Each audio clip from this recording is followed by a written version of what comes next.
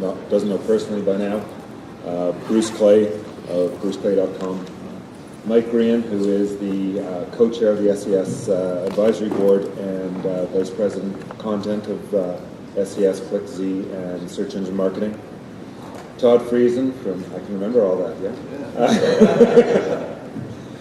Todd Friesen, who's the VP Search for Position Technologies. Todd Mollicoat, Stunt Double. And Matt Bailey, of course, from SiteLogic.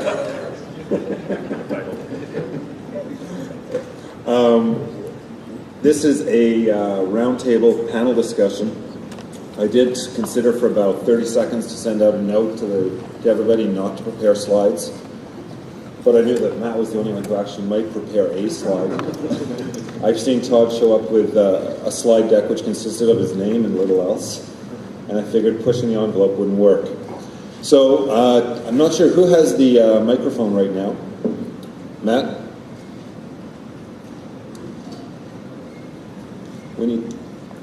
What we'd like to do is, of course, this is the SEO Roundtable, so we are going, as you put up your hand, the microphone will come to you.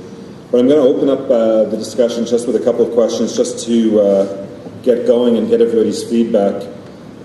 One of the questions that comes up quite frequently, and the engines hate this question because they pretend it doesn't matter, and yet SEOs constantly come up with this, is why is it that big companies can get away with things that small companies and advertisers can't? Good question. So in the main, it's down to the expectations of the end user. If you think of something like the incident where BMW in Germany was pulled from the index because some crazy firm that they were using did a lot of keyword stuffing and that kind of thing. It was a totally amateur event, and yet Google still had to pull them. But like 48 hours later, they were back again, because if you're in Germany and you're searching for BMW, you expect to see BMW there at number one. Otherwise, it's a bad user experience. If you don't see it, then they'll go over to Yahoo or Bing or whatever it is next. So it is a bit unfair, but again, like I said, I think it's down to the user expectations. If they're looking for a big brand, they expect to see it. If it's Smith & Company out of whatever, somewhere else, maybe that's not so important, you know? That's exactly the answer. Hey, where's my beer? Have any of you worked on a large site where the company has received a phone call ahead of being pulled? Nope. It does happen. Never worked on a site that got pulled. Just because they haven't found them yet, that's it. Shouldn't that be qualified? You never worked on a big site that got pulled? You never worked on a big site that got pulled? No. Lots of little sites, though. All right. Post being pulled, I would say a couple of years ago, we had a very good business in getting sites back in the rankings that had been pulled after just doing really, just amateur stuff. Hiding text, hiding links, just stupid stuff like that. We would come in and clean it up, do all the apologies and stuff like that. But really within days, weeks, back in, no problem. I think it might make sense. How many people in the audience have had a site pulled?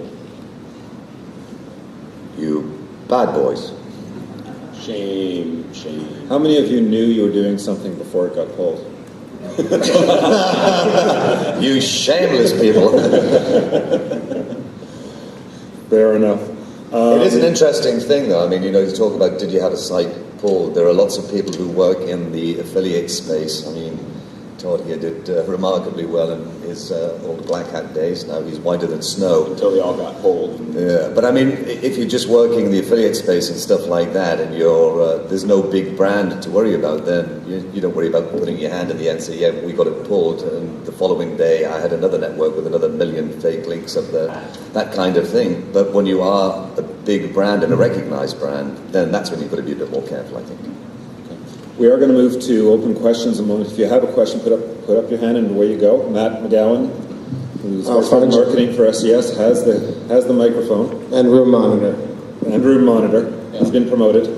He used to be Location at last, Mr. McGowan. Thanks.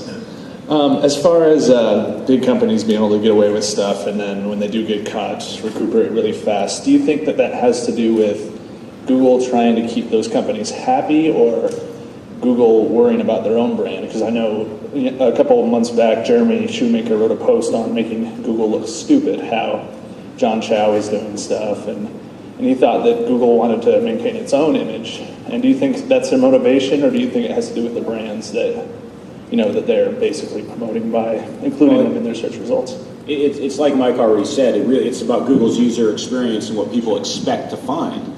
And so when Google does take a shot at like a BMW or something like that, it's really more of they're trying to take a shot across the bow and warn you that, hey, we treat everybody equal, but at the end of the day, they still don't, right? Because, BMW was out for 3 whole days.